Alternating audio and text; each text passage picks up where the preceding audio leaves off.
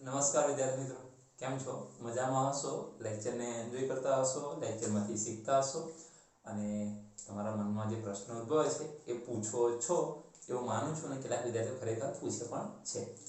મિત્રો, આજે ફરીવાર આપણે આ લેક્ચરમાં મળીએ છીએ અને આ લેક્ચરની અંદર આપણે શું વાત ચર્ચા કરવાના છે તો આજે 2 કે 3 ટોપિક એવા જોવાના છે કે જે બેઝિકલી પોઈન્ટ્સ છે જે તમને કોમ્પિટિટિવ એક્ઝામમાં ઉપયોગી થવાના છે.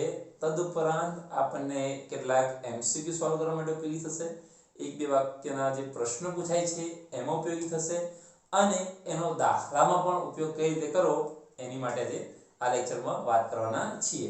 તો આજના લેક્ચરની અંદર કેટલો કોન્સેપ્ટ ક્લિયર કરીએ છીએ. એ કોન્સેપ્ટ શાના વિશે છે તો સમજવાનો ટ્રાય કરીએ. સૌથી પહેલા હું તમને એસિડની અંદર વાત કરીશ.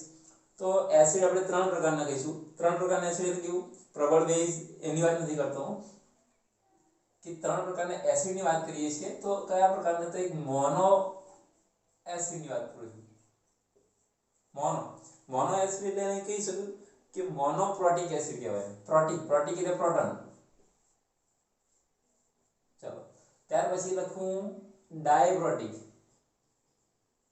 ડાયપ્રોટિક એસિડ અને ત્રીજો છે પોલીપ્રોટિક એસિડ. પોલી એટલે વધારે, મોનો એટલે એક, ડાય એટલે બે અને બે કરતા વધારે હોય તો શું કહીશું આપણે? પોલી તરીકે ઓળખીશું. હવે વાત કરીએ પ્રોટીક. પ્રોટીનનો અર્થ એટલે પ્રોટીન નહીં. બાયોલોજીમાં તમે શીખો છો પ્રોટીન, એ પ્રોટીનની વાત નથી કરતા આપણે.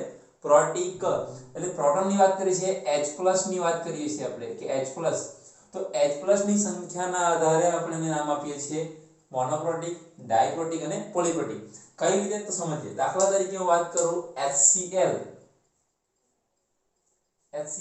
તો એમાં હાઇડ્રોજન એક છે એટલે આપણે મોનો કહેવાય. એક એટલે મોનો એટલે હાઇડ્રોજન એક છે એટલે એને મોનોપ્રોટીક કહીશું.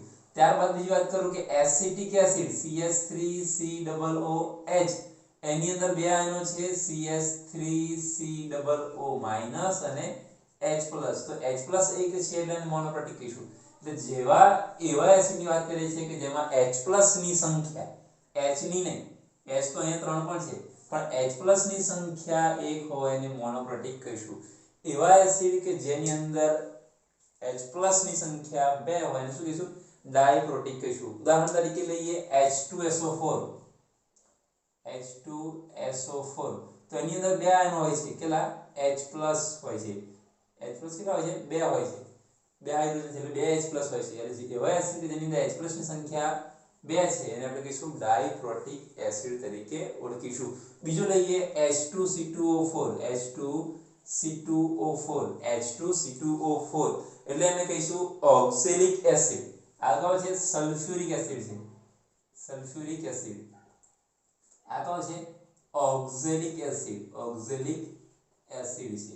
ખ્યાલ આવે? Sulphuric acid, oxalic acid. ત્યાર પછી કાર્બોનિક એસિડ પણ તમે જાણો છો, H2CO3. અને શું કહીએ છીએ આપણે? Carbonic acid. એટલે એવા એસિડની વાત કરીએ કે જેમાં H+ ની સંખ્યા કેટલી હોય? 2 હોય. એવા એસિડને આપણે ડાયપ્રોટીક તરીકે ઓળખીશું. બરાબર. ત્યાર પછી આગળ વાત કરીએ સલ્ફ્યુરસ. આ સલ્ફ્યુરિક છે. સલ્ફ્યુરસની વાત કરું તો H2 અહીંયા SO4 છે, જે અહીંયા SO3 લખો એટલે સલ્ફ્યુરસ કહેવાય ને. આપણે આગળ શીખવાડશું ઓછા હોય તો અસ, વધારે હોય તો ઇક. એવું મેં તમને શરૂઆતમાં લેક્ચર શીખવાડ્યું. એટલે અહીંયા ઓક્સિજન 4 છે એટલે હું ઇક બોલીશ, જે અહીંયા ઓક્સિજન 3 છે એટલે રસ બોલીશ. એટલે સલ્ફ્યુરસ અને સલ્ફ્યુરિક. એની અંદર પણ હાઇડ્રોજન કેટલા છે? 2 છે. એટલે એવા એસિડ કે જેની અંદર H+ ની સંખ્યા 2 હોય એને આપણે ડાયપ્રોટીક કહીશું. H+ ની સંખ્યા 2 હોય એને ડાયપ્રોટીક કહીશું. એવા એસિડ કે જેમાં H+ ની સંખ્યા 2 કરતા વધારે હોય એને આપણે પોલીપ્રોટીક એસિડ કહીશું. પોલી મતલબ વધારે, બહુપ્રોટીક કહેવાય ને. એમ સાદી ભાષામાં કહો શું કહેવાય? બહુપ્રોટીક. ને સાદી ભાષામાં કહે તો શું કહેવાય ને? બહુપ્રોટીક તરીકે હું લખી શકું છું. એટલે એવા એસિડની વાત કરીએ છીએ કે જેમાં H+ ની સંખ્યા 2 કરતા વધારે હોય એને આપણે કહીશું પોલીપ્રોટીક એસિડ. ઉદાહરણ તરીકે જોઈએ તો ફોસ્ફોરિક એસિડની વાત કરીએ, H3PO4.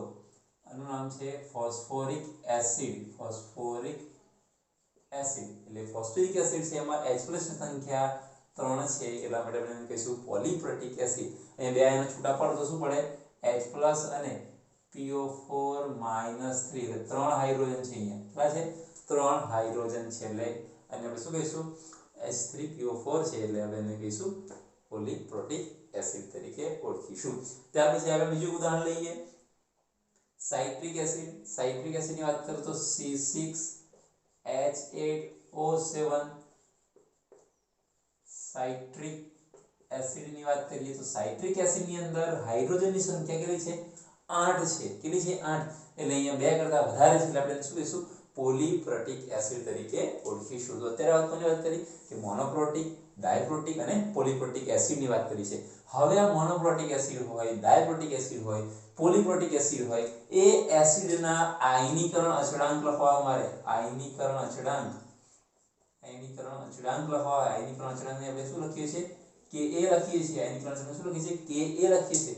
તો મારે મોનોપ્રોટિક માટે લખવા હોય ડાયપ્રોટિક માટે લખવા હોય પોલીપ્રોટિક માટે લખવા હોય તો એના આયનીકરણ અચળાંક કઈ રીતે લખાય તો સમજો જે ડાયબેઝિક મોનોપ્રોટિકની વાત કરું મોનોપ્રોટિક અથવા કહો એને મોનોબેઝિક એસિડ કહેવાય બીજી ભાષામાં લખું તો શું કહેવું મોનોબેઝિક એસિડ પણ કહેવાય અને મારે કહેવું હોય તો કહેવાય ડાયબેઝિક એસિડ ડાય એટલે બે ડાયબેઝિક એસિડ પણ કહેવાય અને કહેવું હોય તો પોલીબેઝિક એસિડ પણ કહેવાય મારે પોલીબેઝિક એસિડ પણ કહી શકીએ છીએ બરાબર।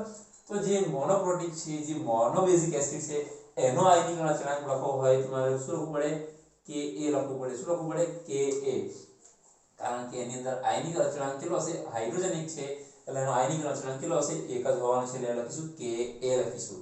જ્યારે ડાયપ્રોટિક ની અંદર અચળાંક કેટલા હશે બે હશે ડાયપ્રોટિક ની અંદર આયનીકરણ અચળાંક કેટલા હશે બે હશે એનો શું લખીશ Ka1 અને બીજો લખીશ Ka2 બરાબર એટલે મોનોપ્રોટિક માં એક જ હશે એટલે એક જ હાઇડ્રોજન હોવાનો છે એટલે કે એક જ મળશે જ્યારે ડાય ની અંદર બે છે એટલે કેટલા મળશે Ka1 અને Ka2 હંમેશા K ની વેલ્યુ K2 કરતા વધારે છે એટલે K1 greater than K2 હોય છે।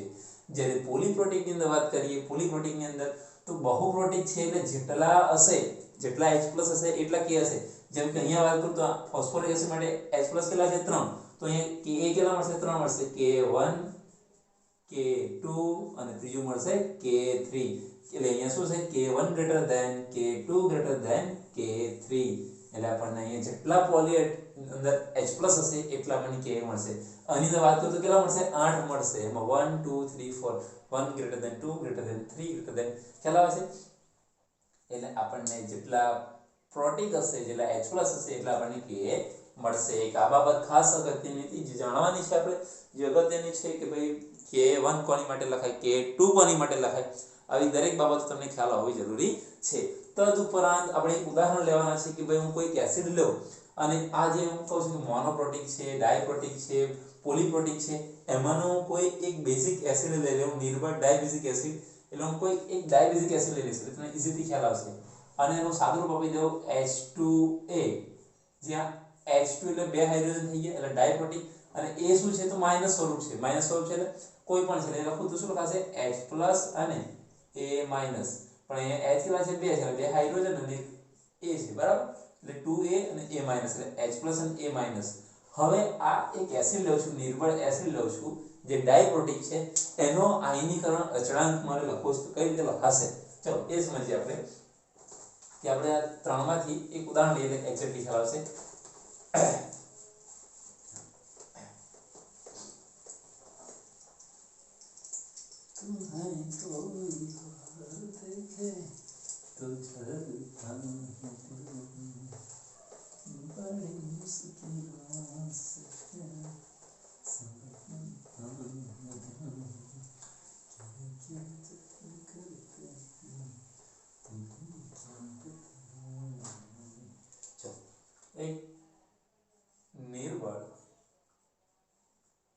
એક નિર્બળ આપણે ડાયબેઝિક એસિડ લઈએ છીએ નિર્બળ ડાયબેઝિક એસિડ લઈએ છીએ અને એસિડને લખીએ છીએ આપણે શું લખીએ છીએ H2A વડે દર્શાવીએ છીએ બરાબર કૌંસ મોટો નથી દર્શાવતો તો સાંદ્રતા થઈ છે મોટા કૌંસમાં શું લખીએ છીએ આપણે સાંદ્રતા એટલે લખીએ H2A લેતા બરાબર ચલો હવે આપણને ખબર છે કે ડાયબેઝિક છે તો એનો આયનીકરણ અચળાંક કેટલા હશે એના આયનીકરણ અચળાંક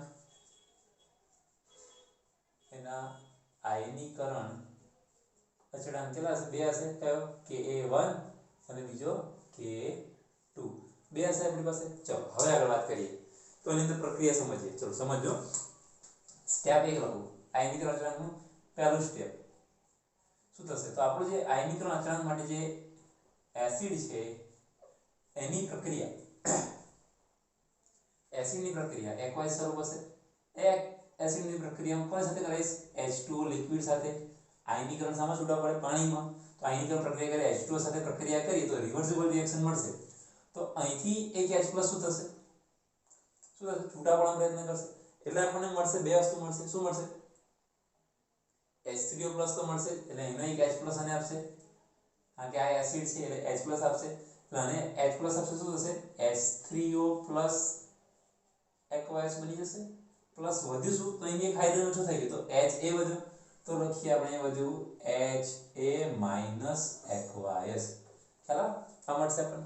આ પ્રક્રિયા માટે મારે Ka લખવો છે. Ka આયનીકરણ અચળાંક લખવો છે તો માટે હું શું લખીશ?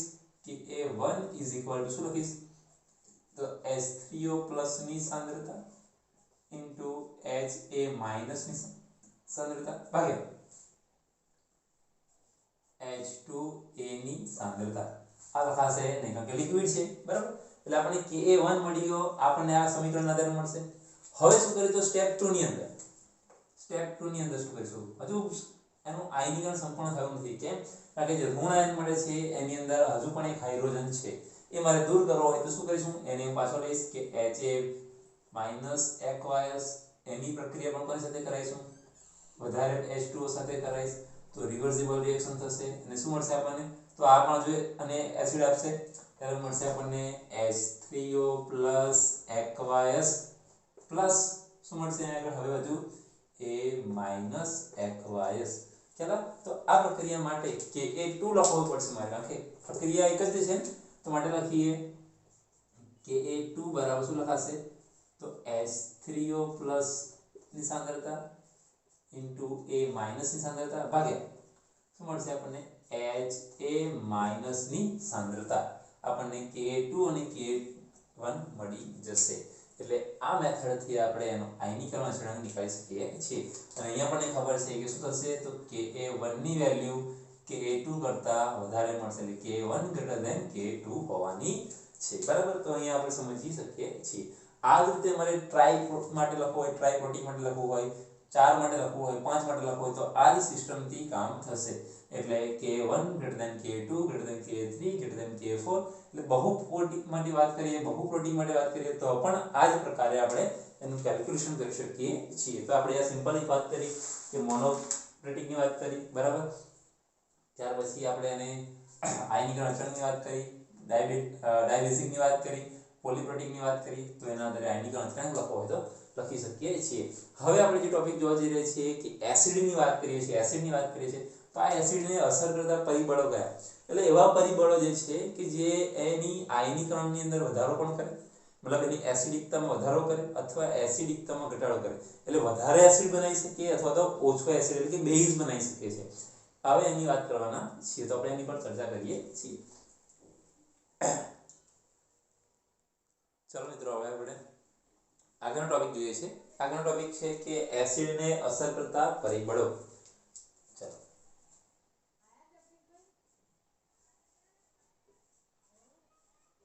એસિડની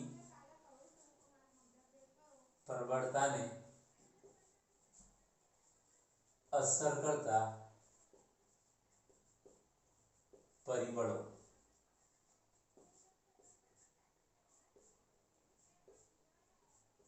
ચલો એસિડને અસર કરતા એટલે કે એસિડની પ્રબળતા, એસિડ વધારે પ્રબળ બને છે કે નિર્બળ બને છે એ જોવાના છે બરાબર. ચલો તો એસિડની પ્રબળતાને અસર કરતા પરિબળો જોઈએ છે. તેમાંનો પહેલો ટોપિક જોઈએ. પહેલો ટોપિક ચલો તો પહેલો ટોપિક છે સિમ્પલ કે ભાઈ પ્રાયોગિક રીતે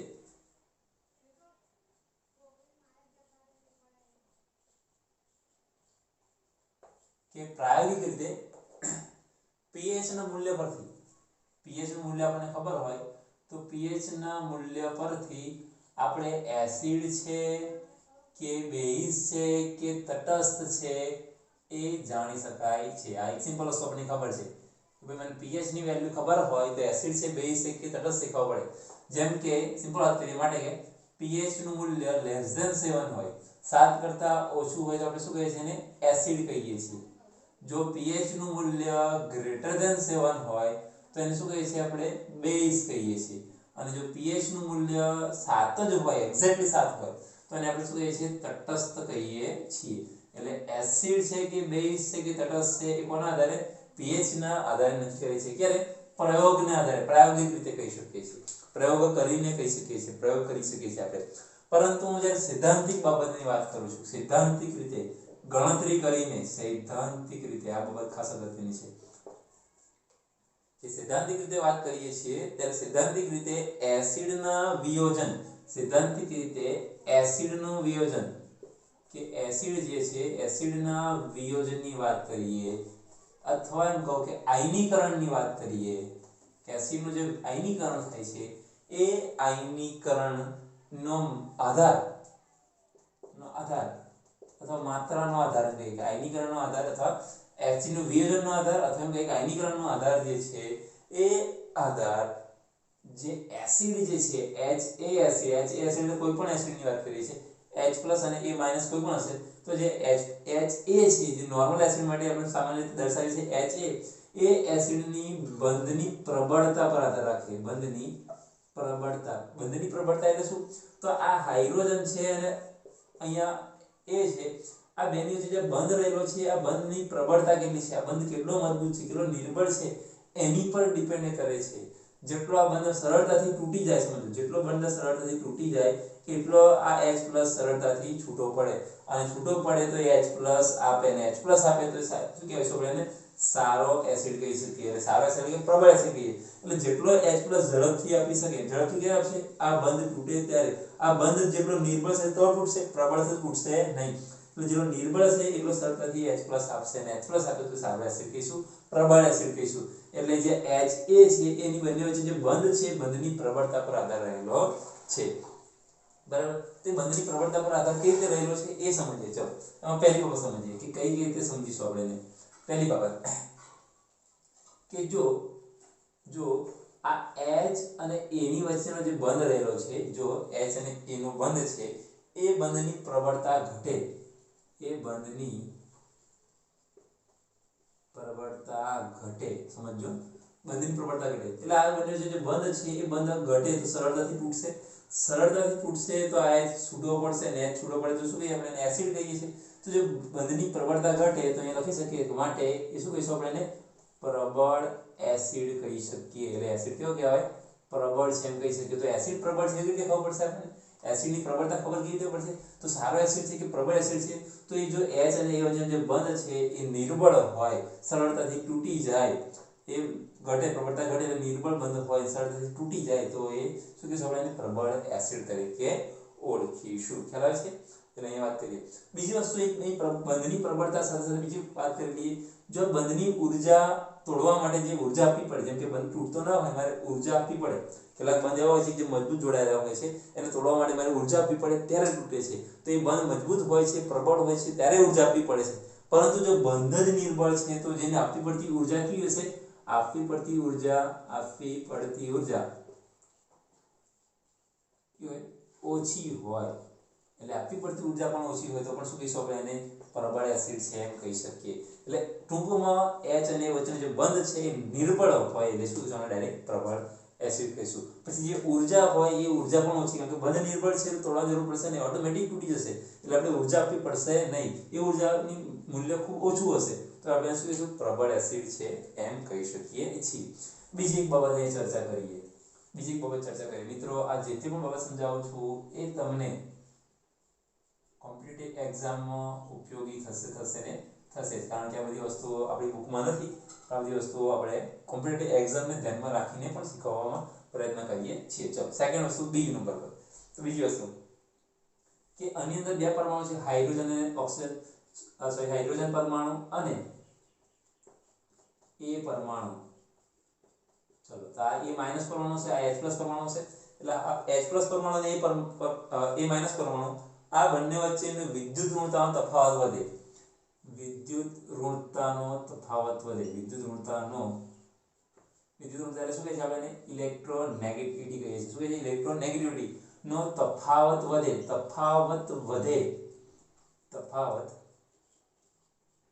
વધે. તફાવત વધે મતલબ શું છે કે વધારેમાં વધારે પ્લસ બનતો હોય અને વધારેમાં વધારે માઈનસ બનતો હોય. તમે આવર્ત કોષ્ટક જોયું હશે તો એની આવર્ત કોષ્ટકની અંદર જે ડાબી બાજુ રહેલા છે બધા એ બધા કેવા છે? પ્લસ આયનો છે. જે જમણી બાજુ રહેલા છે કેવા છે? માઈનસ છે. એટલે જે જમણી બાજુના ડાબી બાજુના H+ આયનો હોય અને એની બાજુના ઋણ આયનો હોય તો આ બેની વચ્ચે તફાવત કેવો કહેવાય? વધારે કહેવાય. પ્લસ અને માઈનસ તફાવત વધારે કહેવાય. એમ અહીંયા H+ અને અહીંયા A- નો તફાવત, બંનેની વચ્ચે તફાવત જો વધારે હોય એટલે કે પ્લસ આયન વધારે હોય અને ઋણ આયન પણ વધારે હોય તો આપણે એમ કહી શકીએ છીએ કે બંને ધ્રુવ બંધ કેવો બનશે? તો બંને વચ્ચેનો જે બંધ છે H અને A વચ્ચેનો જે બંધ છે આ બંધ કેવો બનશે? ધ્રુવીય બંધ બનશે. કેવો? ધ્રુવીય બંધ બનશે. એ બંધ ધ્રુવીય બનશે. ધ્રુવીય એટલે એકની ઉપર પ્લસ ચાર્જ અને એકની ઉપર માઈનસ ચાર્જ આવશે એટલે બંધ કેવો બને? આ બંધ ધ્રુવીય બનશે. એટલે ધ્રુવીય બંધ બનશે એનો મતલબ એવો થયો કે આ બંધ થોડો કેવો થઈ જશે? સરળ થશે. બંધ ધ્રુવીય બને એટલે શું થાય કે બંધ થોડો સરળ બને. બંધ જો તૂટી જશે તો H+ સરળતાથી નીકળી જશે અને નીકળી જશે એટલે એ માટે શું કહીશું કે એસિડ કેવો છે? પ્રબળ એસિડ છે એમ કહી શકીશું. એટલે એસિડ પ્રબળતા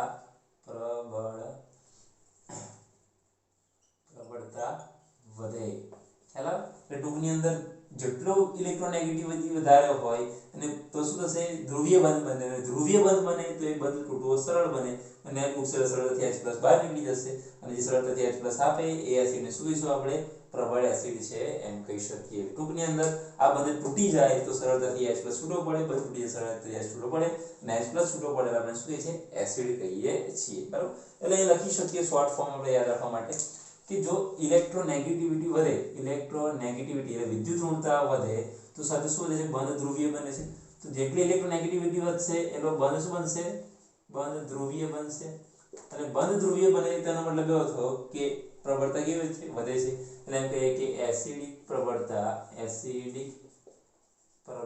પણ વધે. એટલે ટૂંકમાં આટલો ક્ષેત્ર ગણો કે ઇલેક્ટ્રોનેગેટિવિટી વધે તો બંધ ધ્રુવીય વધારે બને. જેટલો વધશે એટલું જ વધશે કેમ કે સમપ્રમાણમાં છે. આ જેટલું વધશે એટલું પ્રબળ એસિડ બનતો જશે. તો એસિડની પ્રબળતાને અસર કરતા પરિબળોમાં પહેલો છે કે pH ના આધારે નક્કી કરી શકીએ છીએ. ત્યાર પછી જે H અને A છે બંધની પ્રબળતાના આધારે વિયોજનના આધારે આપણે નક્કી કરી શકીએ છીએ કે એસિડ પ્રબળ છે કે બેઝ છે. બરાબર? આ બીજી વાત કરી. આપણે એને કહીશું અને કહીએ કે આ મુદ્દાને નંબર A મુદ્દો આપી દઈએ, આ મુદ્દાને આપણે નંબર B આપી દઈએ. બરાબર? ચલો હવે આગળ ત્રીજા મુદ્દાની વાત કરીએ. મુદ્દા C ની અંદર વાત કરીએ.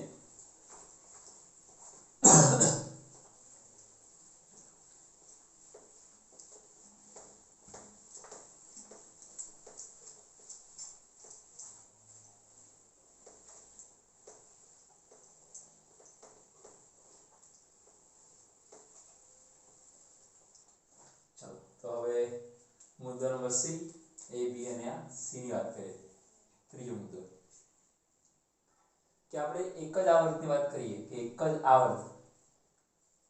જો આ સાહેબ તો આવર્ત એટલે શું? તો ચેપ્ટર 3 માં શીખી ગયા છો.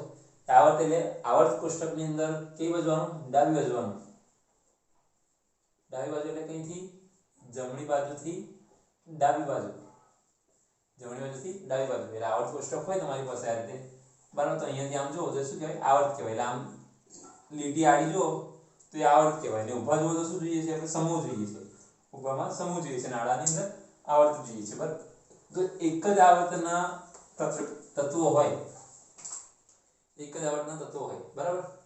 જેમ કે વાત કરું હાઇડ્રોજન, પછી અહીંયા છે હિલિયમ, બરાબર? પછી lithium, beryllium, boron, carbon, nitrogen, oxygen, fluorine અને નિયોન. આ બધા શું કહેવાય? એક જ આવર્તના તત્વો કહેવાય. બરાબર છે? એક જ આવર્તના તત્વો કહેવાય. ચલો આમ ઊભી વાત કરું તો સમૂહ કહેવાય. એટલે આ સમૂહ એક કહીએ છીએ આપણે. પણ આને આવર્ત કહેવાય તો પહેલો આવર્ત, આ પહેલો આવર્ત, આ બીજો આવર્ત. ખ્યાલ? તો આમ વાત કરીએ તો આવર્ત કહેવાય, આમ વાત કરીએ તો સમૂહ કહીએ છીએ. એ ચેપ્ટર 3 માં તમે શીખી ગયા છો. તેની વાત નથી કરતા.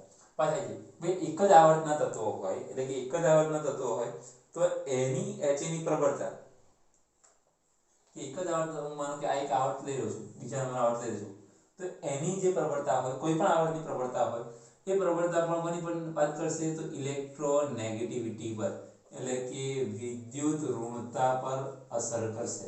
એટલે અગત્યની બાબત એમ થઈ ગયું કે ઇલેક્ટ્રોનેગેટિવિટી વધારે ધ્યાન રાખવાની.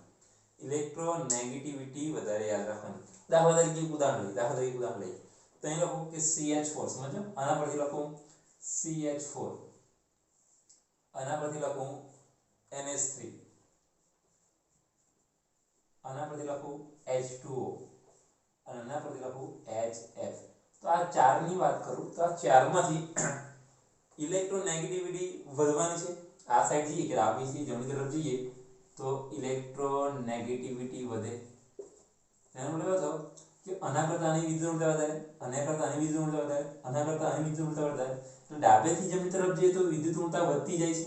એટલે વિદ્યુત ઊર્જા વધતી જાય છે, આના કરતાં આની વિદ્યુત ઊર્જા વધારે, આના કરતાં આની વધારે, આના કરતાં આની વધારે. એટલે ડાબેથી જમણી તરફ જઈએ તો ઇલેક્ટ્રોનેગેટિવિટી વધે છે. અને ઇલેક્ટ્રોનેગેટિવિટી વધે તો યાદ રાખજો કે એસિડ પ્રબળ બને. ઇલેક્ટ્રોનેગેટિવિટી વધે તો એસિડ કેવો બને? પ્રબળ બને. એટલે એસિડ કેવો બનશે? પ્રબળ બને. એટલે પ્રબળ એસિડ કહેવાય. એસિડ કેવો બનશે? એસિડ પ્રબળ બને. એટલે એસિડ પ્રબળ બને. બરાબર છે. માટે એમ કહીએ કે એની પ્રબળતા શું થાય? માટે પ્રબળતા, એસિડની પ્રબળતા વધે. એસિડની પ્રબળતા વધે. એટલે ડાબેથી જમણી તરફ જઈએ તો તમને પૂછું કે આ ચારમાંથી સૌથી વધારે પ્રબળ એસિડ કોણ છે? તો કેમ? કારણ કે એની વિદ્યુતતા વધારે છે. પછી બીજા નંબરનો કોણ છે? ક્રમ આપવાનું કેવું કે ભાઈ ક્રમ આપી દો તો સૌથી વધારે કોણ આપશો તમે? HF ને, કારણ કે એની વિદ્યુતતા વધારે છે. પછી કોને આપશો? તો H2O ને. પછી કોને આપશો? તો NH3 ને. અને પછી કોને આપશો? CH4 ને. તો વધારે સારો એસિડ કોણ? તો આ. સૌથી ઓછો સારો એસિડ કોણ કે જેની પ્રબળતા ઓછી છે? તો આ. ખ્યાલ? તો તમને પરીક્ષામાં આના આધારે કેટલાક પ્રશ્નો પૂછાતા હોય છે MCQ માં, એ તમે સમજીને સોલ્વ આઉટ કરી શકો. વેદિકા બાબત ખાસ અગત્યની. આ વાત કરીએ આપણે કોની? આવર્તમાં વાત કરી. હવે સમૂહમાં પણ વાત કરી લઈએ. સમૂહમાં પણ આપણે એની વાત કરી લઈએ. સમૂહમાં શું થશે? બરાબર. તો સમૂહની વાત કરીએ કે ભાઈ નંબર 4 લઈએ ડી, કે એક જ સમૂહની વાત કરીએ. કોઈ એક જ સમૂહમાં એટલે ઊભી હરોળ જોવા. બરાબર. તો એક જ સમૂહની વાત કરીએ. દાખલા તરીકે FClBr છે આપણી પાસે 17મો સમૂહ હે ને. 17મો સમૂહ છે FClBri. બરાબર. આ ચાર લઈએ છીએ. તો ઊભાની વાત કરીએ તો શું થશે? આ સમૂહની વાત કરીએ છીએ. ચલો હવે આના આધારે હું કેટલાક સંયોજન બનાવી દઉં. દાખલા તરીકે HF લઈ લઉં, પછી HCl લઈ લઉં, પછી લઉં HBr લઉં અને પછી HI લઉં. તો એમ કહું કે આ ચારમાંથી સારો પ્રબળ એસિડ કોણ છે? વધારે પ્રબળ એસિડ કોણ છે? ઓછો પ્રબળ એસિડ કોણ છે? નક્કી કરવું છે. તો જ્યારે સમૂહની વાત કરતા હોય આપણે, ત્યારે જેનું પરમાણુ કદ વધે, બરાબર, જેનું પરમાણુ કદ ઓછું હોય, તો વધે એમ કહીએ તો પણ ચાલશે. એટલે ટૂંકની અંદર અણુ કદ કેટલું છે? તો આપણને ખબર છે કે આવર્ત કોષ્ટકમાં ઉપરથી નીચે તરફ જવું તો પરમાણુનું કદ સમજો. પરમાણુનું કદ શું થાય? ઘટે. એટલે કદ ઘટે એટલે પરમાણુ નાનો બનતો જાય. જેમ કે વાત કરું, પરમાણુનું કદ મોટું, નાનું, સૌથી નાનું. એટલે પરમાણુનું કદ ઉપરથી નીચે તરફ જતા પરમાણુનું કદ ઘટે છે. અને પરમાણુનું કદ ઘટે તો સમજી લેવું કે એની પ્રબળતા પણ ઘટે. એટલે એસિડની પ્રબળતા પણ ઘટે છે. એટલે જો પરમાણુનું કદ ઘટે તો એની પ્રબળતા પણ ઘટે છે. તો અહીંયા કહી શકીએ કે પ્રબળતા ઘટે છે. તો એમ કહી શકીએ કે પ્રબળતા ઘટે તો સરળતાથી H+ છૂટો પડે. છે. બરાબર છે. તો આપણે એક બાબત સમજી શકો છો કે H+ બંનેની પ્રબળતા ઘટે છે. એટલે કે પ્રબળતામાંથી વધારે કોની કહેવાય? તો HF ની પ્રબળતા વધારે છે, HI ની પ્રબળતા ઓછી થાય છે. એટલે પ્રબળતા એક આ બાબત સમજીએ છીએ. તો આ બાબતના આધારે આપણે કહી શકીએ છીએ કે ભાઈ સારો એસિડ કોણ છે? એટલે પ્રબળ એસિડ કોણ છે? પ્રબળ બેઝ કોણ છે? પ્રબળ કરતા નિર્બળ એસિડ કોણ છે? આ દરેક બાબતો તમે આના આધારે નક્કી કરી શકો છો. તો એક આ બાબત ખાસ અગત્યની છે જે તમારે ધ્યાનમાં રાખવાની છે. ત્યાર તદુપરાંત એક બીજી અત્યારે એક ટોપિકની ચર્ચા કરીએ છીએ, સમાન આયન અસર. એ સમજવા લાયક છે કે એની અંદર જે બાબતો હોય એ આપણે અત્યારે જોવા જઈ રહ્યા છીએ. ચલો મિત્રો, હવે આપણે એક આગળનો ટોપિક જોઈએ છે, સમાન આયન અસર. ચલો, સમાન આયન અસર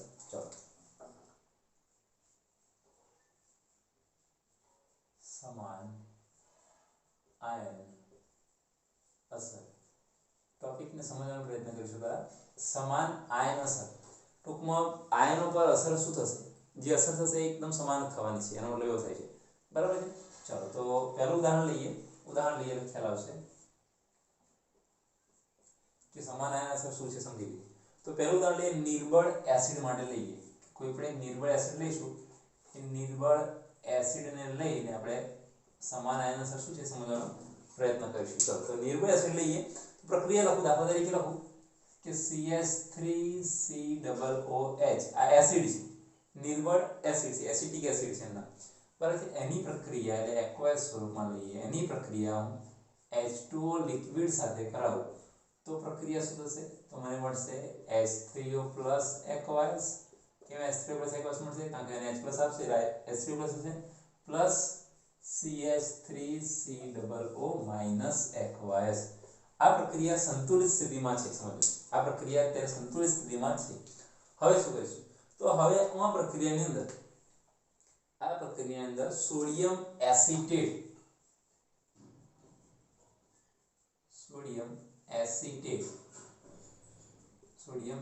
સૂત્ર શું થશે? CH3COO Na, એના બે ભાગ છૂટા પાડો તો શું છૂટા પડશે? તો Na પ્લસ અને CH3COO માઈનસ, એટલે Na પ્લસ અને આ કાંઈ છૂટા પડશે। તો આ પ્રક્રિયામાં એડ કરીશ તો આ પ્રક્રિયામાં એડ કરીશ, મને ખબર નથી ક્યાં જશે કે ભાઈ પ્રક્રિયા તરફ જશે કે નિપજ તરફ જશે, પરંતુ અહીંયા CH3COO માઈનસ છે અને અહીંયા પણ છે, તો કોની સાંદ્રતા વધશે? તો આની સાંદ્રતામાં વધારો થશે, એટલે CH3COO ની સાંદ્રતા શું થશે? વધશે। એટલે પ્રક્રિયા સંતુલિત હતી, એની અંદર મેં આને એડ કર્યો તો અહીંયા વધારો થયો। હવે આ વધારો થયો તો એક વૈજ્ઞાનિકનો નિયમ શીખ્યા છે લ સેટેલિયર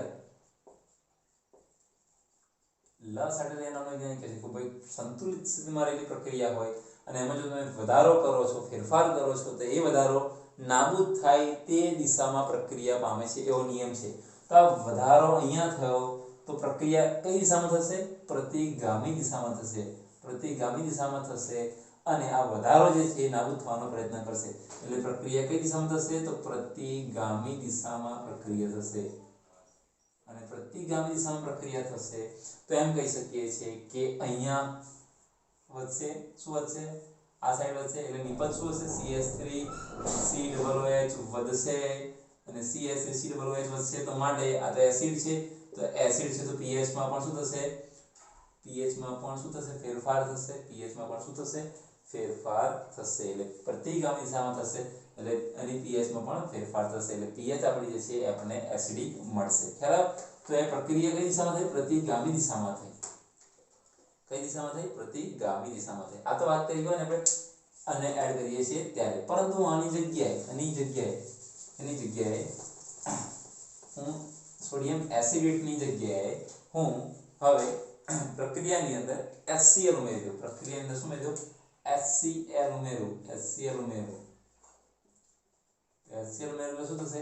H પ્લસ અને Cl માઈનસ, તો આ H પ્લસ ઉમેરીશ તો શું થશે? એ ક્યાં અસર કરશે? H3O પ્લસ ની અસર કરશે, કારણ કે H3O પ્લસ લખો કે H પ્લસ લખો તો વધારો અહીંયા થયો, આગળ જો અહીંયા વધારો થતો ઋણ આયન વધારો થતો, જ્યારે અહીંયા શામાં થયો? ધન આયનમાં, એટલે તમે સમાન આયન અસર ધન આયનમાં ફેરફાર કરો કે ઋણ આયનમાં ફેરફાર કરો, પણ વધારો અહીંયા થયો તો કઈ દિશામાં પ્રક્રિયા થશે? પ્રતિગામી દિશામાં, અને ફરી પાછું pH પર અસર કરશે, pH માં વધારો કરશે। ખ્યાલ આવે છે?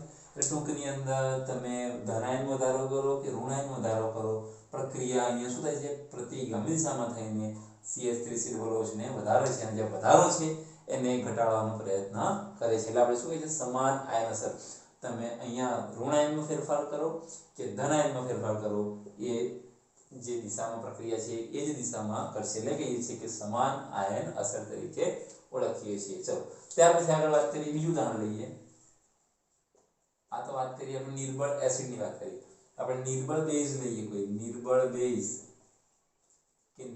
બેઝ લઈએ અને એની અંદર ફેરફાર કરવાનો પ્રયત્ન કરીએ। નિર્બળ બેઝની અંદર તો હું પ્રક્રિયા લખું ભાઈ કે નિર્બળ બેઝ લો કે NH3 ગેસિયસ સ્વરૂપ પ્લસ H2O લિક્વિડ, તો પ્રક્રિયા શું બનશે સમજો તો શું થશે?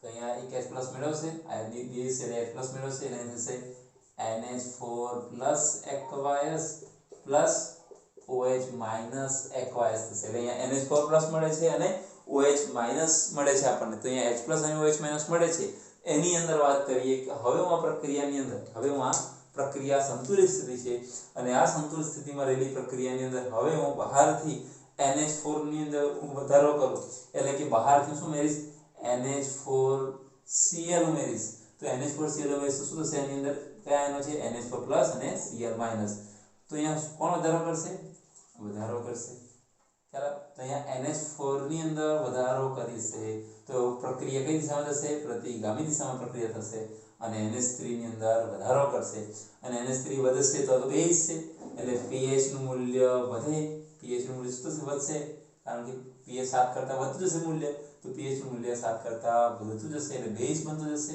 અને pOH નું મૂલ્યની વાત કરું તો શું થાય ઘટે કારણ કે pH વધે તો pOH ઘટે pOH ઘટે કારણ કે OH ની સાંદ્રતામાં શું થવાનું છે ઘટાડો થવાનો છે ખ્યાલ આવે છે એટલા માટે આપણે પ્રક્રિયા કઈથી નિપજથી પ્રક્રિયા તરફ થશે એટલે આની સાંદ્રતા ઘટશે અને સાંદ્રતા વધશે અને આ વધશે તો pH વધશે અને pOH ઘટશે બરાબર તો આને આપણે કહીએ છીએ સમાન આયન અસર સમાન આયન અસર મતલબ શું થાય છે કે એવા આયનની વાત કરીએ છીએ આપણે કે તમે અહીંયા ધન આયનમાં ફેરફાર કરો કે ઋણ આયનમાં ફેરફાર કરો ધન આયનમાં ફેરફાર કરો કે ઋણ આયનમાં ફેરફાર કરો પ્રક્રિયા જે દિશામાં થવાની છે એ જ દિશામાં થશે એ પછી નિર્બળ એસિડ હોય કે નિર્બળ બેઝ હોય તો આપણે આને કહીએ છીએ સમાન આયન અસર તરીકે ઓળખીએ છીએ બરાબર હવે આગળનો ટોપિક જે છે એની એક ચર્ચા કરી લઈએ કે આગળનો ટોપિક છે જળ વિભાજન એટલે શું અને એમાં જે પ્રકાર છે જે સમજવાના છે જે કોમ્પિટિટિવ એક્ઝામમાં ઉપયોગી થવાના છે આની વાત કરીએ તો જળ વિભાજન કોને કહેવાય અને એના બે પ્રકારની વાત કરીશું આપણે કે જળ વિભાજન કરતા જે નથી એની પણ વાત કરીશું ચલો તો ટોપિક જોઈએ આપણે કે જળ વિભાજન એટલે શું જળ વિભાજન એટલે શું અને જળ વિભાજન કરતા આયનો જળ વિભાજન કરતા આયનો અને જળ વિભાજન ન કરતા આયનો જળ વિભાજન નથી કરતા એવા અને જળ વિભાજન કરે છે એવા બે આની વાત કરીશું તો પહેલા જળ વિભાજનની વાત કરી લઈએ એની વ્યાખ્યા સમજી લઈએ તો જળ વિભાજન કોને કહેવાય તો તમારી પાસે ધન આયન હોય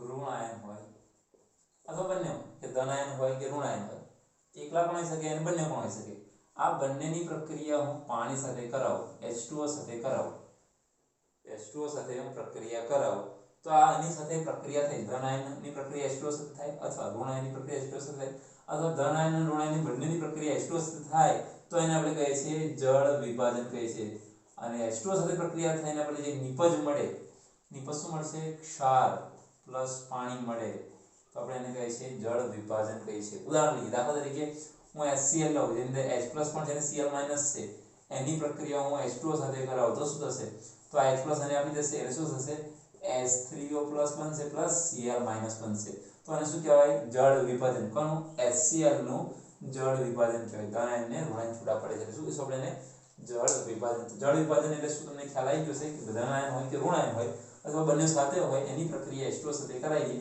તો આપણને શું મળે છે ક્ષાર અને પાણી મળે છે એટલે અથવા આપણને આયન છૂટા પડે છે એને આપણે જળ વિભાજન કહીએ છીએ હવે વાત કરીએ જે ક્ષારની વાત કરીએ કે જળ વિભાજન કરતા આયનો હોય અને જળ વિભાજન નથી કરી શકતા એવા નથી તો કે એની વાત કરતા પહેલા આપણે વાત કરીએ ક્ષારની વાત કરીએ ક્ષાર જે મળે છે એક ક્ષાર લઈએ તો આ ક્ષાર બે પ્રકારે લઈશું આપણે ક્ષાર બે પ્રકાર સમજવાનો પ્રયત્ન કરીશું એ બે ભાગ પાડીશું કયા તો જળ વિભાજન ન કરતા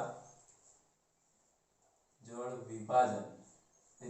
વિભાજન કરતા હોય જળ વિભાજન ન કરતા હોય અથવા એમ લખી શકીએ જળ વિભાજન નથી કરી શકતા અથવા એમ લખો કે જળયુક્ત રહેતા જળમાં રહેતા જળયુક્ત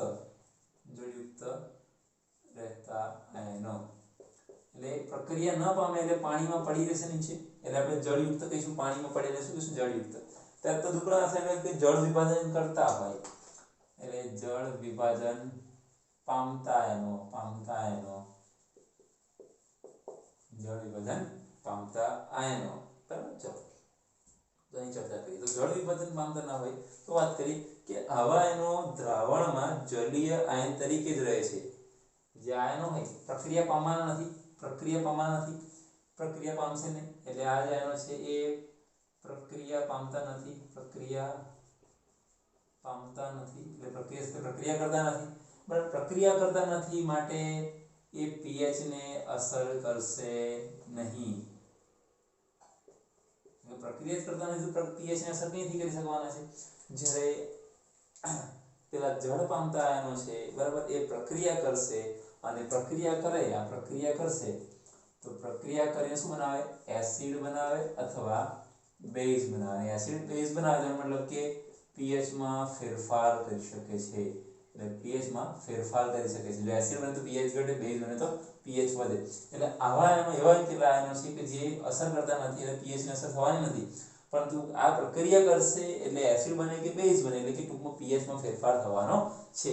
તદુપરાંત વાત કરીએ કે આવા કયા કયા આયનો છે. હું ધન આયનની વાત કરું કે આવા કયા કયા આયનો છે, તો ધન આયનો કયા કયા હોઈ શકે આવા? તો જે ધન આયનોની વાત કરું છું કે જે પ્રક્રિયા નથી પામતા એવા ધન આયનો કયા કયા છે? તો પ્રબળ બેઝના ધન આયનો, જેટલા પણ પ્રબળ બેઝ છે, પ્રબળ બેઝ છે એ પ્રબળ બેઝના ધન આયનો, ધન આયનો. તો પ્રબળ બેઝ કોણ કોણ છે? તો NaOH, KOH, હવે જે પ્રબળ બેઝ છે એમાં રહેલા ધન આયનો, બરાબર છે. બીજું એક લઈએ કેલ્શિયમ હાઇડ્રોક્સાઇડ, કેલ્શિયમ હાઇડ્રોક્સાઇડ, બરાબર છે. પછી લખીએ બેરિયમ હાઇડ્રોક્સાઇડ, બેરિયમ હાઇડ્રોક્સાઇડ. આ બધા શું છે?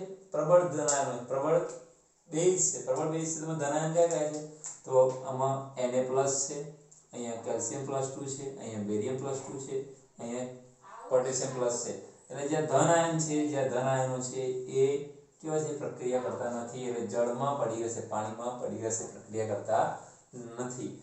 જ્યારે પેલી બાજુ વાત કરીએ કે ધન આયનની વાત કરીએ તો નિર્બળ બેઝના જે ક્ષારો છે, જે નિર્બળ બેઝના ક્ષારો છે, નિર્બળ બેઝના જે ક્ષારો છે એ ક્ષારો પ્રક્રિયા પામે છે. જે નિર્બળ બેઝના ક્ષારો છે એ પ્રક્રિયા પામવાના છે. એટલે એના ધન આયનની વાત કરું કે ધન આયનો કયા કયા હોઈ શકે? તો નિર્બળ બેઝમાં લો કે NH4Cl, તેનો ધન આયન કયો છે? તો NH4+, તો આ પ્રક્રિયા પામવાનો છે. એનો પણ છે NH4+, તે પ્રક્રિયા પામવાનો છે. અને ઋણ આયનની વાત કરું તો ઋણ આયન કોણ હોઈ શકે? અને ઋણ આયનો કોણ હોઈ શકે? તો એના ઋણ આયનો હોઈ શકે પ્રબળ બેઝના ઋણ આયનો, પ્રબળ બેઝના OH હોઈ શકે. આ બધા પ્રબળ બેઝ છે. લખીએ પ્રબળ બેઝના ઋણ આયનો, પ્રબળ બેઝના ઋણ આયનો કયા કયા?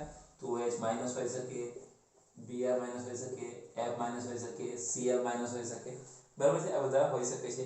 SO4- હોઈ શકે, ClO4- હોઈ શકે, બરાબર છે. તો આ બધા જે છે એ ઋણ આયનો જળ વિભાજન કરતા નથી, એ આયનો એવા ને એવા પડી રહે છે, બરાબર. ચલો ત્યાર પછી આગળ વાત કરીએ કે પેલી બાજુ જોઈએ તો ઋણ આયનો આ સાઈડ કોણ હોઈ શકે? તો આ સાઈડની અંદર વાત કરું તો ઋણ આયનો કોણ હોઈ શકે? તો ઋણ આયનો તરીકે સમજો, ઋણ આયન તરીકે હોઈ શકે છે નિર્બળ એસિડ અને પ્રબળ બેઝના ક્ષારો. એટલે ઉદાહરણ તરીકે CH3COO- હોય, એસિટેટ આયન હોઈ શકે, પછી કાર્બોનિક એસિડનો આયન હોઈ શકે, HCOO- હોઈ શકે, બરાબર. ત્યાર પછી સલ્ફર હોઈ શકે, ક્રોમેટ હોઈ શકે, S-2CrO4-2. આ બધા જે છે એ ઋણ આયનો હોઈ શકે છે. તદુપરાંત વાત કરીએ કે 8 આવા ક્ષારો દ્રાવણો તટસ્થ હોય છે. એટલે જે આ બધી વાત કરું છું, આ બધા જે ક્ષારો છે એ કેવા હોય છે? તટસ્થ હોય છે. ક્ષારો કેવા હોય છે? તટસ્થ હોય છે. એટલે pH નું મૂલ્ય કેટલું થાય છે? એનું 7 થાય છે. જ્યારે આ આયનો જે છે એ શું હોઈ શકે? એસિડ હોઈ શકે કે બેઝ હોઈ શકે. એટલે એનું મૂલ્ય pH is not equal to 7. 7 હોતું નથી, પણ 7 કરતાં વધારે હોઈ શકે કે 7 કરતાં ઓછું હોય છે. એટલે આ જળ વિભાજન નથી કરતા એવા કેવા છે? તટસ્થ હોય છે. એનું મૂલ્ય કેટલું હોય? pH બરાબર 7 હોય છે. પણ જ્યારે આ પ્રક્રિયા પામે છે એટલે એસિડ બેઝ બનાવે છે, મતલબ કે pH નું મૂલ્ય 7 હોતું નથી, બરાબર છે. એ આપણે જાણવાનું છે, બરાબર. તો હવે આ બધી વાત કરી ક્ષારની કે ભાઈ જે જળ વિભાજન નથી કરતા અને જળ વિભાજન કરે છે એની વાત કરીએ છીએ. હવે આપણે એક ઉદાહરણ લેવાના છીએ કે ક્ષારનું મારે જળ વિભાજન કરવું હોય તો કઈ રીતે કરી શકાશે. તો ક્ષારનું જળ વિભાજનની ચર્ચા કરીએ કે ક્ષારનું જળ વિભાજન કરવું હોય તો કઈ રીતે કરીશું. તો અહીં લખીએ કે ક્ષારનું જળ વિભાજન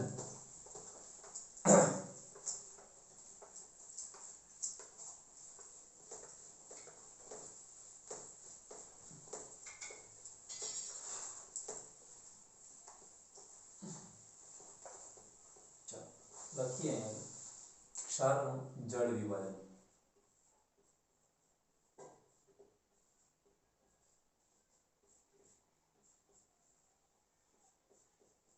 ક્ષારનું જળ વિભાજન. ચલો તો પ્રક્રિયા લખીએ, એનું ઉદાહરણ લખીએ. ઉદાહરણ નંબર 1 લઈએ. દાખલા તરીકે નિર્બળ એસિડ લો CH3COOH. આ એક નિર્બળ એસિડ છે, એનું જળ વિભાજન કરીએ પાણી વડે, બરાબર. એનું જળ વિભાજન કરીએ પણ NaOH પ્રબળ બેઝ સાથે પ્રક્રિયા કરીએ. પહેલા NaOH સાથે, એટલે આ શું છે, પ્રબળ બેઝ છે, પ્રક્રિયા કરીએ તો શું મળશે? તો આપણને મળશે CH3COOH CH3COONA plus H2O plus શું મળશે? H2O. તો આ શું મળ્યું? આપણે સોડિયમ એસિડ મળ્યો. શું મળ્યું? સોડિયમ એસિટેટ મળ્યું. સોડિયમ એસિટેટ આયન મળ્યો. એની અંદર કયા કયા આયનો હોય છે? સોડિયમ એસિટેટ નો કયા આયનો હોય છે? તો એની અંદર વાત તો બે આયનો છે. કયા કયા? CH3COO માઈનસ એક્વાયસ હોઈ શકે પ્લસ Na પ્લસ એક્વાયસ. બે આયનો છે, ધન આયન અને ઋણ આયનો છે. ચલો એમાંથી કોણ પ્રક્રિયા પામવાનું છે, કોણ નહીં પામે? તો Na પ્લસ પ્રક્રિયા પામવાનું નથી, આ પ્રક્રિયા પામશે. લખું કે CH3COO માઈનસ એક્વાયસ પ્રક્રિયા પામવાનું છે અને એની પ્રક્રિયા હું પાણી સાથે કરું, H2 લિક્વિડ સાથે કરું તો શું થશે? તો H2 લિક્વિડ સાથે પ્રક્રિયા કરવાથી શું મળશે? તો આ એસિડ છે અને H+ આપી દેશે તો શું મળશે આપણને? CH3COOH plus OH minus એક્વાયસ. હવે મળશે CH3COOH, આ પણ શું મળશે? એક્વાયસ. ચાલો આપણને આ મળશે. હવે દ્રાવણમાં કોણ પડી રહ્યું છે પ્રક્રિયા કરવા વગર? દ્રાવણમાં કોણ પ્રક્રિયા કરવા પડી રહી છે? OH minus. OH માઈનસ પડી રહી છે એનો મતલબ કે OH માઈનસ શું છે? બેઝિક છે, અને બેઝિક હોય તો pH નું મૂલ્ય ગ્રેટર ધેન 7 હશે. અહીંયા pH નું મૂલ્ય કેવું હશે? 7 કરતા વધારે હશે. એટલે નિર્બળ એસિડની મેં એના સાથે પ્રક્રિયા કરાવી તો મને સોડિયમ એસિડ મળ્યો. એમાં બે આયનો હોય, એમાં પ્રક્રિયા આપણને ખબર છે કે આ પ્રક્રિયા કરવાનો નથી, આ પ્રક્રિયા પામશે. એટલે એ પ્રક્રિયા H2 સાથે કરાવીશ તો મને બેઝિક દ્રાવણ મળશે. આનું બીજું એક ઉદાહરણ લઈએ, સમજો. બીજું ઉદાહરણ લઈએ. ચાલો બીજી પ્રક્રિયા કે ભાઈ NH4OH લો. NH4OH. જે NH4OH છે એ નિર્બળ બેઝ છે. અહીંયા નિર્બળ એસિડ લીધો તો આપણે લઈશું નિર્બળ બેઝ છે. એની પ્રક્રિયા હું HCl સાથે, પ્રબળ HCl એસિડ સાથે, પ્રબળ બેઝ તો જ્યારે પ્રબળ એસિડ છે એની સાથે પ્રક્રિયા કરીશ તો શું થશે? તો શું થશે? મને મળશે NH4Cl મળશે પ્લસ NH4Cl મળશે અને સાથે મળશે મને H2O મળશે. ચલો તો આની અંદર બે આયનો છે. કયા કયા? એક NH4 પ્લસ આયન છે અને બીજો Cl માઈનસ આયન છે. આ બેમાંથી પ્રક્રિયા કોણ અનુભવવાનું નથી? તો આ બંનેમાંથી કોણ પ્રક્રિયા અનુભવે? Cl માઈનસ પ્રક્રિયા અનુભવવાનો નથી. Cl માઈનસ પ્રક્રિયા અનુભવશે નહીં તો કોણ પ્રક્રિયા અનુભવશે? NH4 plus. તો એની પ્રક્રિયા હું આગળ કરાવું તો NH4 પ્લસ ની પ્રક્રિયા કરાવું કે NH4 પ્લસ ની પ્રક્રિયા હું H2O સાથે કરાવું તો શું થશે? તો હું H2O સાથે પ્રક્રિયા કરાવીશ તો મને શું મળશે? NH4OH પાછું મળી જશે. તો NH4OH મળશે પ્લસ એક્વાયસ મળશે પ્લસ એને શું મળશે? NH4OH થશે. શું મળશે મને સાથે? H+ વધશે. અહીંથી OH એની સાથે આવી જશે એટલે કે H+ વધશે અને વધુ H+ વધશે. તો H+ એટલે એસિડિક કહીએ છીએ. તો H+ શું બનશે? આપણને એસિડિક બનશે, એસિડ બનશે અને એસિડ બનશે તો pH <<7 થશે. ખ્યાલ? તો અહીંયા જળ વિભાજન કોણ થાય છે અને કોણ નથી થતું એ આપણને ખબર છે. એના દ્વારા જળ વિભાજન કરીએ છીએ તો અહીંયા બેઝિક દ્રાવણ બને છે, જ્યારે અહીંયા દ્રાવણ કેવું બને છે? એસિડિક દ્રાવણ બને છે. હવે આપણને ખ્યાલ આવ્યો. સમજો હવે એક અગત્યની બાબત કે અહીંયા આ પ્રક્રિયા અનુભવે છે અને અહીંયા NH4 પ્રક્રિયા અનુભવે છે. તો આ બંને જે પ્રક્રિયા અનુભવે છે એ બેની પ્રક્રિયા કરાવીએ તો અહીંયા લખું કે CH3COO માઈનસ એક્વાયસ પ્લસ શું વધે છે? NH4 વધે છે. તો લખું કે NH4 પ્લસ એક્વાયસ gives આ બંનેની પ્રક્રિયા વધે છે. આ બંનેની પ્રક્રિયા હું શાની સાથે કરીશ? જળ વિભાજન કરી દઈશ તો લખીશ કે H2O gives H2O liquid. હવે સમજીએ અહીંયા આની પ્રક્રિયા અને આની પ્રક્રિયા કરાવી છે આ બંનેની તો શું થશે? તો બંનેની પ્રક્રિયા કરાવીએ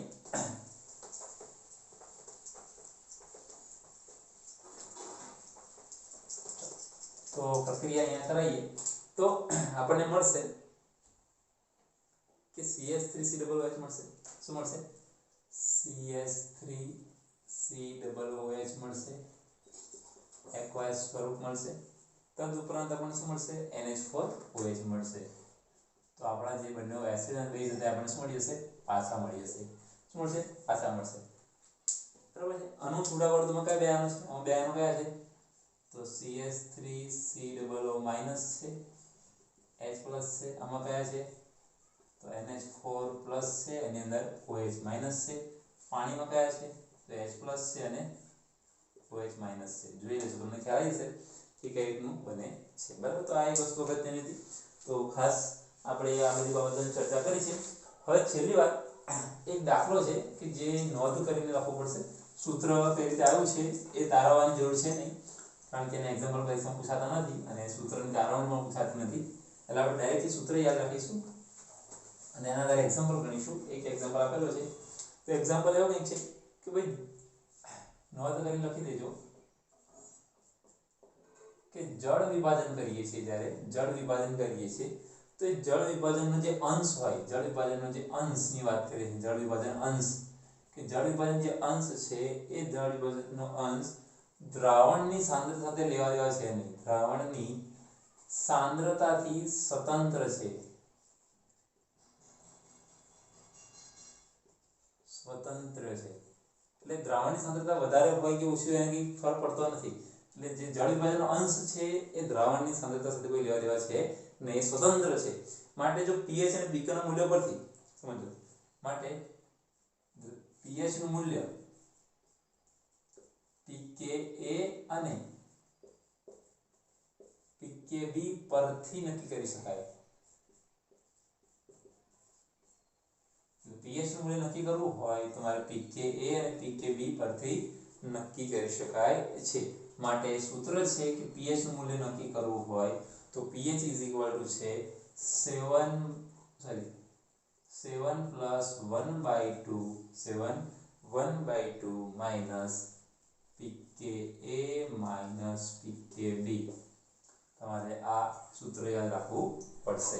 સરસ, આ સૂત્ર તમારે યાદ રાખવું પડશે કે જળ વિભાજનનો જે અંશ છે એ દ્રાવણની સાંદ્રતાથી મુક્ત છે. એટલે મારે pH નું મૂલ્ય નક્કી કરવું હોય તો pKa અને pKb ના મૂલ્ય ખબર હોય તો હું pH શોધી શકું છું. આની માટે જે કોયડો નંબર 7.25 છે, 7.25 છે એની અંદર સમજી લે. ડાયરેક્ટ વાત કરી દઉં કે ભાઈ એસિડનો જે તમને છે એક એસિડિક એસિડ છે એનો pKa 4.76 આપેલો છે, એનો 4.76 pKa આપેલો છે અને 4.75 pKb આપેલો છે. તો તમારે pH શોધવાની છે. એસિડ માટે આટલું આપેલું છે, બેઝ માટે આટલું આપેલું છે. તો શું કરશો? તો 7 plus 1/2 4.76 minus 4.75 મૂકી દેશું.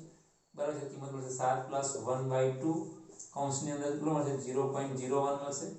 0.01 ને 2 વડે ભાગશો એટલે 7 plus 0.005 થશે અને સરવાળો કરશો 7.005 મળશે. એટલે pH નું મળશે 7.005 તમને મળશે. એટલે pH નું મૂલ્ય નક્કી કરવું હોય તો કોયડામાં 7 તમે ગણેલો છે, તમને pKa અને pKb આપેલો હોય તમે ઈઝીલી pH શોધી શકો છો. તો મિત્રો આજે આપણે અહીંયા આજનું લેક્ચર પૂર્ણ કરીએ છીએ. આજના લેક્ચરમાં ઘણી બધી વાત સમજાય છે કે તમને MCQ માં 1 માર્ક્સમાં 2 માર્ક્સમાં અને કેટલાક કોમ્પિટિટિવ એક્ઝામમાં ઉપયોગી થવાનું છે. તો આજનું લેક્ચર પણ અહીંયા પૂર્ણ કરીએ છીએ.